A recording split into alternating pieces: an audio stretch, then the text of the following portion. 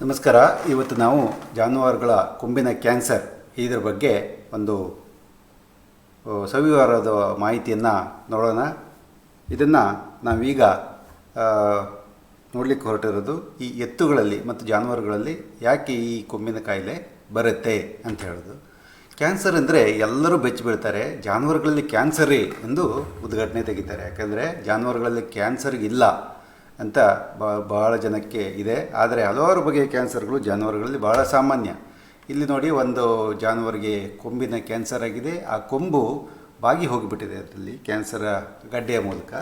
ನಂತರ ಮತ್ತೊಂದು ಜಾನುವಾರಿನ ಕೊಂಬು ಇದು ಕ್ಯಾನ್ಸರಿನ ಒಂದು ಹುತ್ತದಂತೆ ಬೆಳೆದು ಬಿಟ್ಟು ಅದು ಕಟ್ಟಾಗಿ ಹೋಗಿದೆ. ಆದರೆ ಇದಕ್ಕೆ ಪರಿಹಾರ ಅಷ್ಟು ಸುಲಭ ಅಲ್ಲ. ಎತ್ತುಗಳಲ್ಲಿ ಅಂದವಾದ ಕೊಂಬಿದ್ದರೆ ಅದಕ್ಕೊಂದು ತರಹದ ಶೋಭೆ ಇರುತ್ತೆ. ಆದರೆ ಈ ಕೊಂಬುಗಳೇ ಕ್ಯಾನ್ಸರ್ ಬಂದುಬಿಟ್ರೆ ರೈತರ ಗತಿ ಹರೋಹರ. ಉಳುಮೆಗೆ ಉಪಯೋಗಿಸುವ ಎತ್ತುಗಳ ತಳಿಗಳಾದಂತಹ ಹಳ್ಳಿಕಾರ್, ಖಿಲಾರ್, ಅಮೃತ್ ಮಹಲ್ ಇತ್ಯಾದಿ ಉತ್ತಮ ಹಾಗೂ ದುಬಾರಿ ಎತ್ತುಗಳನ್ನು ಬಾಧಿಸುವ ಈ ಕಾಯಿಲೆ ಸುಮಾರು 1% ಎತ್ತುಗಳು, ಅಂದರೆ 100ರಲ್ಲಿ 1 ಎತ್ತಿಗೆ ಬರುತ್ತೆ ಎಂಬುದು ಬಹಳ ಆತಂಕಕಾರಿ ವಿಷಯ. ಕೊಂಬಿನ ಕ್ಯಾನ್ಸರ್ ಬಂದ ಎತ್ತುಗಳ ಚಿಕಿತ್ಸೆ ಬಹಳ ಕಷ್ಟಕರ. ಅದರಿಂದ ರೈತರಿಗೆ ತುಂಬ ಆರ್ಥಿಕವಾದ ಸಂಕಷ್ಟವನ್ನು ತಂದೊಡುತ್ತೆ. ಅನೇಕ ಬಾರಿ ರೈತರು ಅದನ್ನು ಮಾರಾಟ ಮಾಡಬೇಕಾಗತ್ತೆ. ಮುಖ್ಯವಾದ ಕಾರಣಗಳು ಅಂತಂದರೆ, ಇಲ್ಲಿವರೆಗೂ ಸಹ ಕ್ಯಾನ್ಸರ್ ಹೇಗೆ ಮತ್ತು ಯಾಕೆ ಬರುತ್ತದೆ ಎಂದು ಹೇಳೋದು ಒಂದು ಪ್ರಶ್ನಾರ್ಥಕ ಚಿಹ್ನೆಯಾಗಿ ಉಳಿದಿದೆ. ಅದು ಎಲ್ಲರಲ್ಲೂ ಇರ್ಬೋದು. ಇದರ ಮೊದಲ ಕಾರಣ ಅಂತಂದರೆ ಅನುವಂಶಿಕವಾಗಿ ಇದು ಬರುತ್ತೆ. ಕೆಲವು ತಳಿಗಳ ಎತ್ತುಗಳಲ್ಲಿ ಬರುತ್ತೆ. ಅದರಲ್ಲೂ ದೇಶಿ ತಳಿಗಳು ಇದಕ್ಕೆ ಜಾಸ್ತಿ ತುತ್ತಾಗುತ್ತವೆ. ಇಲ್ಲೊಂದು ಮಾತು ನೆನಪಿಡಬೇಕು, ದೇಶಿ ತಳಿಗಳು ಅನೇಕ ರೋಗಗಳಿಗೆ ನಿರೋಧಕ ಶಕ್ತಿಯನ್ನು ಹೊಂದಿದ್ದಾವೆ ಅಂತ ಹೇಳ್ತಾರೆ. ಆದರೆ ಈ ಕೊಂಬಿನ ಕ್ಯಾನ್ಸರ್ ವಿಷಯ ಬಂದಾಗ ಅವು ಮೊದಲು ತುತ್ತಾಗುತ್ತವೆ. ಉದಾಹರಣೆಗೆ ಈ ಕಾಂಕ್ರೇಜ್, ಗಿರ್ ಇತ್ಯಾದಿ ದನಗಳಲ್ಲಿ ಇದು ಬಹಳ ಸಾಮಾನ್ಯ.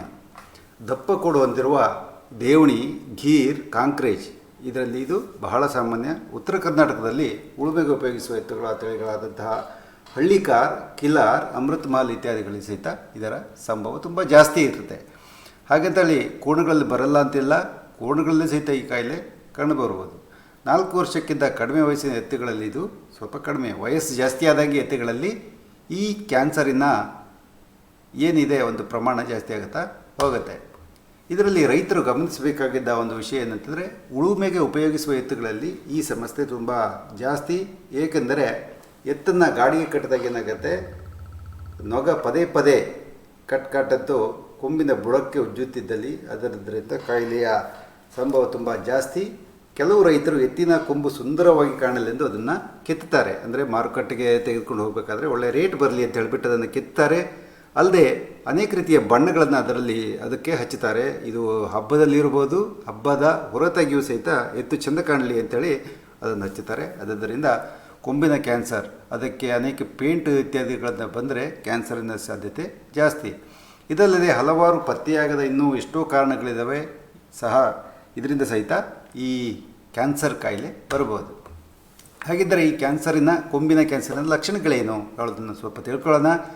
ಈ ಕಾಯಿಲೆ ಉದ್ದ ಕೊಂಬಿರುವ ಎತ್ತುಗಳಲ್ಲಿ ಬಹಳ ಸಾಮಾನ್ಯವಾಗಿ, ಈಗಾಗಲೇ ಹೇಳಿದ್ದೀವಿ, ಅಮೃತ್ ಮಹಲ್, ಹಳ್ಳಿಕಾರ್ ಮತ್ತು ದೇವಣಿ, ಗೀರ್, ಕಾಂಕ್ರೇಜ್ ಇತ್ಯಾದಿ ದೊಡ್ಡ ದೊಡ್ಡ ಕೊಂಬು ಇರುವಂತಹ ಜಾನುವಾರುಗಳಲ್ಲಿ ಇದು ಬಹಳ ಸಾಮಾನ್ಯ. ಇದೇನಾಗುತ್ತೆ ಅಂದರೆ, ಪ್ರಾರಂಭಿಕ ಹಂತದಲ್ಲಿ ಮೇಣದಂತಹ ವಾಸನಾಯುಕ್ತ ಒಂದು ಸ್ರಾವ ಸ್ಟಾರ್ಟ್ ಆಗುತ್ತೆ. ಇದಾದಮೇಲೆ ಮೂಗಿನಿಂದ ಸಣ್ಣದಾಗಿ ರಕ್ತಸ್ರಾವವೂ ಸಹಿತ ಪ್ರಾರಂಭ ಆಗ್ಬೋದು. ಅದಾದಮೇಲೆ ಏನಾಗುತ್ತೆ ಅಂದರೆ, ಎತ್ತುಗಳು ಪದೇ ಕೂಡನ್ನು ಹೊಡ್ಕೊಳ್ಳಿಕ್ಕೆ ಪ್ರಾರಂಭ ಮಾಡ್ತವೆ. ಮತ್ತು ಇದರಿಂದ ನೋವಾಗಿಬಿಟ್ಟು ಅವು ಏನು ಮಾಡ್ತವೆ ಅಂದರೆ, ಕೊಂಬುಗಳನ್ನು ಗೋಡೆಗೆ ತೆಗೆದುಕೊಂಡು ಹೋಗಿ ಉಜ್ಜಲಿಕ್ಕೆ ಪ್ರಾರಂಭಿಸ್ತವೆ. ಅದರಿಂದ ನಿಮ್ಮ ಮನೆಯಲ್ಲಿ ಎತ್ತು, ಎಮ್ಮೆ, ದನ, ಕರುಗಳು ಈ ಕೂಡನ್ನು ಪದೇ ತೆಗೆದುಕೊಂಡು ಹೋಗಿ ಉಜ್ಜುವಂತಹ ಒಂದು ಲಕ್ಷಣ ಇದ್ದರೆ ಅದನ್ನು ತಜ್ಞ ಪಶುವೈದ್ಯರಲ್ಲಿ ಕೂಡಲೇ ತೆಗೆದುಕೊಂಡು ಹೋಗಿ ತೋರಿಸಬೇಕು. ಮತ್ತು ಈ ತಲೆಯನ್ನು ಪದೇ ಅಲ್ಲಾಡಿಸ್ತಾ, ಅಲ್ಲಾಡಿಸ್ತಾ ಗೋಡೆ ಇತ್ಯಾದಿಗಳಿಗೆ ಡಿಕ್ಕಿ ಹೊಡೆಯಲು ಪ್ರಾರಂಭಿಸಿದರೆ ಅದು ಒಂದು ಕೊಂಬಿನ ಕ್ಯಾನ್ಸರಿನ ಮೊದಲನೇ ಹಂತ ಅಂತ ಹೇಳ್ಬೋದು. ಅದಕ್ಕಾಗಿ ಆದಷ್ಟು ಬೇಗ ತಜ್ಞ ಪಶುವೈದ್ಯರನ್ನು ಕಾಣಬೇಕು. ಈ ಕಾಂಕ್ರೇಜ್ ಇತ್ಯಾದಿ ಜಾನುವಾರುಗಳಲ್ಲಿಯೂ ಇದು ಬಹಳ ಸಾಮಾನ್ಯ. ಇಲ್ಲಿ ಅತ್ಯಂತ ಅಂದವಾದ ಒಂದು ಕೊಂಬಿರುತ್ತೆ. ಆದರೆ ಈ ಕೊಂಬೆ ಆ ಜಾನುವಾರಿನ ಜೀವಕ್ಕೆ ಮಾರಕವಾಗಿ ಪರಿಣಮಿಸ್ಬೋದು. ಇಲ್ಲೊಂದು ನೋಡ್ಬೋದು ನೀವು, ಒಂದು ಎಮ್ಮೆ ಏನಿದೆ ಈ ಕೊಂಬಿನ ಕ್ಯಾನ್ಸರಿಂದ ಅದರ ರಕ್ತಸ್ರಾವ ಆಗ್ತಾ ಇದೆ. ಅನೇಕ ಸಲ ಇಲ್ಲಿ ಹುಳವಾಗಿ ತುಂಬ ಕೆಟ್ಟ ವಾಸನೆ ಅದರಿಂದ ಹೊರಬರೋ ಸಾಧ್ಯತೆ ಇದೆ. ಅಲ್ಲದೆ ಎತ್ತುಗಳು ತಲೆಯನ್ನು ಯಾವಾಗಲೂ ಕೆಳಗೆ ಹಾಕೊಂಡೇ ನಿಂತ್ಕೊಂಡ್ಬಿಡ್ತವೆ, ಜೋಲು ಮುಖವನ್ನು ಹಾಕೊಂಡು ನಿಂತ್ಕೊಳ್ತವೆ. ಕ್ರಮೇಣವಾಗಿ ಈ ಕೊಂಬು ಬಾಗಲು ಪ್ರಾರಂಭಿಸುತ್ತೆ. ಕೊಂಬಿನ ಬುಡಕ್ಕೆ ಅಂಟಿದ ಸ್ಥಳದಲ್ಲಿ ಸಣ್ಣದಾಗಿ ಆರಂಭವಾಗುವಂತಹ ಗಾಯ ಕ್ರಮೇಣ ದೊಡ್ಡದಾಗ್ತಾ ಹೋಗುತ್ತೆ. ಇದಕ್ಕೆ ಸೂಕ್ತ ಸಮಯದಲ್ಲಿ ಉತ್ತಮವಾದ ಚಿಕಿತ್ಸೆ ದೊರೆಯದೇ ಇದ್ದರೆ ಕೊಂಬಿನ ಸುತ್ತ ವೃತ್ತಾಕಾರವಾದ ಗಾಯವಾಗಿ ವ್ರಣವಾಗಿ ಕೊಂಬು ಬಿದ್ದು ಹೋಗಬಹುದು. ಅಲ್ಲದೆ ತೀವ್ರವಾದ ಒಂದು ರಕ್ತಸ್ರಾವವಾಗುವುದರಿಂದ ಜಾನುವಾರು ರಕ್ತಹೀನತೆಯಿಂದ ಬಳಲಬಹುದು ಮತ್ತು ಕೆಲವೊಮ್ಮೆ ಅದು ಮರಣವನ್ನು ಒಪ್ಪಬಹುದು. ಈ ರೀತಿಯ ಅನೇಕ ರೀತಿಯ ಈ ಕೊಂಬಿನ ಕ್ಯಾನ್ಸರನ್ನು ನಾವು ನೋಡ್ಬೋದು. ಎಮ್ಮೆಗಳಲ್ಲಿ, ದನಗಳಲ್ಲಿ, ಕೋಣಗಳಲ್ಲಿ, ಎಲ್ಲ ಜಾನುವಾರುಗಳಲ್ಲಿ, ಕೊಂಬಿರುವ ಜಾನುವಾರುಗಳಲ್ಲಿ ಕೊಂಬಿನ ಕ್ಯಾನ್ಸರ್ ಬರುತ್ತೆ. ಹಾಗಿದ್ರೆ ಈ ರೋಗನ ಪತ್ತೆಯನ್ನು ಹಚ್ಚುವ ವಿಧಾನ ಏನಪ್ಪ ಅಂತಂದರೆ, ಇದನ್ನು ಪ್ರಾರಂಭಿಕ ಹಂತದಲ್ಲಿ ಪತ್ತೆ ಹಚ್ಚಿಬಿಟ್ರೆ ಭಾಳ ಸುಲಭ ಚಿಕಿತ್ಸೆ, ಆ ಸಂಬಂಧಪಟ್ಟ ಕೊಂಬನ್ನು ತೆಗೆಯಬೋದು. ಆದರೆ ಕ್ಯಾನ್ಸರ್ ಗಡ್ಡೆ ಬೆಳೆಯುತ್ತಿದ್ದಂತೆ ಲಕ್ಷಣಗಳು ಕಾಣಿಸಿಕೊಳ್ಳಲಿಕ್ಕೆ ಪ್ರಾರಂಭ ಆಗ್ತವೆ ಮತ್ತು ರೋಗ ಲಕ್ಷಣವನ್ನು ಅವಲಂಬಿಸಿ ಕಾಯಿಲೆಯನ್ನು ಪತ್ತೆ ಮಾಡುವ ವಿಧಾನವೊಂದೇ ಸದ್ಯಕ್ಕೆ ಸುಲಭಕ್ಕೆ ಲಭ್ಯವಿರುವಂತಹ ಒಂದು ವಿಧಾನ. ಅಲ್ಲದೆ ಎಕ್ಸ್ರೇ ಅಥವಾ ಕ್ಷಕಿರಣ ವಿಧಾನದಿಂದಲೂ ಸಹಿತ ರೋಗ ಪತ್ತೆಯನ್ನು ಹಚ್ಚಬಹುದಾದರೂ ಸಹ ಎಲ್ಲ ಕಡೆಗೆ ಸೌಲಭ್ಯ ಇಲ್ಲ. ಮತ್ತು ಈ ರೀತಿಯ ಕೊಂಬಿನ ಕ್ಯಾನ್ಸರ್ಗೆ ತುತ್ತಾದ ಕೊಂಬಿನ ಬುಡದ ಅಂಗಾಂಶದ ಬಯಾಪ್ಸಿ ಅಂತ ಹೇಳ್ತೀವಿ. ಅಂದರೆ ಸಣ್ಣ ಒಂದು ಅಂಗಾಂಶದ ತುಣುಕನ್ನು ತೆಗೆದುಕೊಂಡು ಅದನ್ನು ಸೂಕ್ಷ್ಮದರ್ಶಕ ಯಂತ್ರದಡಿ ಪರಿಶೀಲಿಸಿದರೂ ಸಹಿತ ರೋಗ ಪತ್ತೆ ಆಗುತ್ತೆ. ಚಿಕಿತ್ಸೆ ಏನಿದೆಯಪ್ಪ ಅಂತಂದರೆ, ಕ್ಯಾನ್ಸರ್ ಅಂದರೆ ಅದಕ್ಕೆ ಮನುಷ್ಯರಲ್ಲಿಯೇ ಉತ್ತಮವಾದೊಂದು ಚಿಕಿತ್ಸೆ ಇಲ್ಲ. ಈ ಅರ್ಬುದ ಏನಿದೆ ಇದಕ್ಕೆ ಅನೇಕ ರೀತಿಯ ಚಿಕಿತ್ಸೆಗಳನ್ನು ಕೊಡ್ತಾರೆ. ರೇಡಿಯೇಷನ್ ಥೆರಪಿ, ಕೀಮೋಥೆರಪಿ ಇತ್ಯಾದಿ ಮತ್ತು ಶಸ್ತ್ರಚಿಕಿತ್ಸೆ ಇತ್ಯಾದಿಗಳನ್ನೆಲ್ಲ ಮಾಡ್ತಾರೆ. ಆದರೆ ಈ ಪತ್ತೆ ಹಚ್ಚಲಿಕ್ಕೆ ಸ್ವಲ್ಪ ಕಷ್ಟವಾದ ಈ ಪಿಡುಗಿನ ಚಿಕಿತ್ಸೆ ಸ್ವಲ್ಪ ಕಷ್ಟಕರವೇ, ಅದರಲ್ಲೂ ಜಾನುವಾರುಗಳಲ್ಲಿ ಬಹಳ ಕಷ್ಟಕರ. ಆದರೆ ರೋಗದ ಪ್ರಾರಂಭಿಕ ಹಂತದಲ್ಲಿ ಇಡೀ ಕೂಡನ್ನು ಬುಡ ಸಮೇತ ತಜ್ಞ ನುರಿತ ಪಶುವೈದ್ಯರು ಶಸ್ತ್ರಚಿಕಿತ್ಸೆಯ ಮೂಲಕ ತೆಗೆದು ಹಾಕಿದರೆ ಎತ್ತಿನ ಜೀವವನ್ನು ಕಾಪಾಡಬಹುದು. ಇದಕ್ಕೆ ರೈತರ ಸಹಕಾರ ಬಹಳ ಮುಖ್ಯ. ಏನು ಮಾಡ್ತಾರೆ ಅಂದರೆ, ಭಾಳಷ್ಟು ರೈತರು ಎತ್ತಿನ ಕೊಂಬನ್ನು ತೆಗೆದುಬಿಟ್ಟು ಅದರ ಅಂದ ಹೋಗಿಬಿಟ್ಟು ಅದರ ಬೆಲೆ ಕಡಿಮೆ ಆಗಿಬಿಡುತ್ತೆ ಅಂತ ಹೇಳಿ ಶಸ್ತ್ರಚಿಕಿತ್ಸೆಗೆ ಹಿಂಜರಿತಾರೆ. ಆದರೆ ಎತ್ತಿನ ಜೀವಕ್ಕಿಂತ ಅದರ ಅಂದ ಮುಖ್ಯವಲ್ಲ ಹೇಳೋದನ್ನು ನೆನಪಿಡಬೇಕು. ಯಾಕಂದರೆ ಆ ಎತ್ತು ಬೆಲೆ ಬಾಳೋದಕ್ಕಿಂತ ಅದರ ಜೀವದ ಬೆಲೆ ಜಾಸ್ತಿ. ಮತ್ತು ಇದು ಔಷಧಗಳಿಂದ ಗುಣಪಡಿಸಲು ಅಸಾಧ್ಯ ಇದು ಎಂದು ಒಂದು ಕಾಯಿಲೆ. ಆದ್ದರಿಂದ ಇದಕ್ಕೊಂದು ಶಸ್ತ್ರಚಿಕಿತ್ಸೆ ಬೇಕಾಗುತ್ತೆ. ಕೆಲವು ಸಲ ಅತ್ಯಂತ ಪ್ರಾರಂಭಿಕ ಹಂತದಲ್ಲಿ ಚಿಕಿತ್ಸೆಯನ್ನು ಮಾಡಿದರೆ ಸ್ವಲ್ಪ ಅನುಕೂಲ ಆಗ್ಬೋದು. ಆದರೆ ಬಹಳ ಸಮಯದಲ್ಲಿ ಏನಾಗುತ್ತೆ ಅಂತಂದರೆ ಕೊನೆಯ ಗಳಿಗೆಯಲ್ಲಿ ಈ ರೋಗದ ಪತ್ತೆ ಆಗುತ್ತೆ.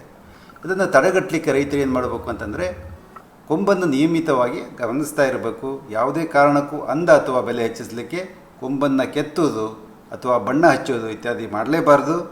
ಎತ್ತುಗಳನ್ನು ಉಳುಮೆಗೆ ಅಥವಾ ಗಾಡಿಗೆ ಕಟ್ಟುವಾಗ ನೊಗ ಕೊಂಬಿನ ಬುಡಕ್ಕೆ ಉಜ್ಜಿದಂತೆ ಎಚ್ಚರ ವಹಿಸಬೇಕು ಆದಷ್ಟು. ಮತ್ತು ಕೊಂಬಿನ ಬುಡದಿಂದ ರಕ್ತಸ್ರಾವ ಆಗುತ್ತಿದ್ದಲ್ಲಿ ಮನೆ ಮದ್ದಿನ ಸವಾಸಕ್ಕೆ ಹೋಗದೆ ತಜ್ಞ ಪಶುವೈದ್ಯರನ್ನು ಸಂಪರ್ಕಿಸಬೇಕು. ಅನೇಕ ಜನ ಏನು ಮಾಡ್ತಾರೆ ಅಂತಂದರೆ, ಈ ರೀತಿಯ ಒಂದು ವಾಸನಾಯುಕ್ತ ದ್ರವ ಅಲ್ಲಿ ಸೋರಲಿಕ್ಕೆ ಪ್ರಾರಂಭ ಆದ ಕೂಡಲೇ ಏನು ಮಾಡ್ತಾರೆ, ನಾಟಿ ಔಷಧಿ ಮಾಡಲಿಕ್ಕೆ ಪ್ರಾರಂಭ ಮಾಡ್ತಾರೆ. ಸ್ವಲ್ಪ ಹೊತ್ತಿಗೆಲ್ಲ ಕಡಿಮೆ ಆಗ್ಬೋದು. ಆದರೆ ಏನಾಗುತ್ತೆ ಅಂದರೆ, ಈ ಕ್ಯಾನ್ಸರ್ ಗಡ್ಡೆ ಒಳಗಿಂದ ತುಂಬಿ ಬರೋದರಿಂದ ಅದು ಕೊನೆಯ ಹಂತದಲ್ಲಿ ಅದನ್ನು ಏನು ಮಾಡಲಿಕ್ಕಾಗಲ್ಲ. ಅದಕ್ಕಾಗಿ ತಜ್ಞ ಪಶುವೈದ್ಯರನ್ನು ಆದಷ್ಟು ಬೇಗ ಅವರು ಸಂಪರ್ಕಿಸಿ ಅದರ ಶಸ್ತ್ರಚಿಕಿತ್ಸೆಯನ್ನು ಮಾಡಿಸೋದು ಒಳ್ಳೆಯದು. ಇಲ್ಲಿ ಒಂದು ಜಾನುವಾರನ್ನು ನೋಡ್ಬೋದು, ತುಂಬ ದೊಡ್ಡದಾದ ಕೊಂಬಿನ ಹೊಂದಿದಂಥ ಜಾನುವಾರುಗಳು. ಈ ರೀತಿಯ ಜಾನುವಾರುಗಳಲ್ಲಿ ಬಹಳ ಸಾಮಾನ್ಯವಾದ ಒಂದು ಕಾಯಿಲೆ ಈ ಕೊಂಬಿನ ಕ್ಯಾನ್ಸರ್. ಹಾಗಾದರೆ ಕೆಲವು ಸಲ ಈ ಜರ್ಸಿ ಮತ್ತು HF ಇತ್ಯಾದಿ ದನಗಳಲ್ಲಿ ಕೊಂಬನ್ನು ಸುಟ್ಟು ಬಿಡ್ತಾರೆ. ಹಾಗಿದ್ದರೆ ಅವುಗಳಲ್ಲಿ ಕೊಂಬಿನ ಕ್ಯಾನ್ಸರ್ ಬರುವ ಸಾಧ್ಯತೆಯೇ ಇಲ್ಲ. ಹಾಗಂತ ಇದು ಎಲ್ಲ ಜಾನುವಾರುಗಳಿಗೂ ಆ ರೀತಿಯ ಅನ್ವಯವಾಗಲ್ಲ. ಎತ್ತುಗಳಲ್ಲಿ ಕೂಡೇ ಅಂದ, ಅದಕ್ಕಾಗಿ ಅವುಗಳನ್ನು ಸುಡಿಸಲಿಕ್ಕೆ ಸಾಧ್ಯ ಇಲ್ಲ.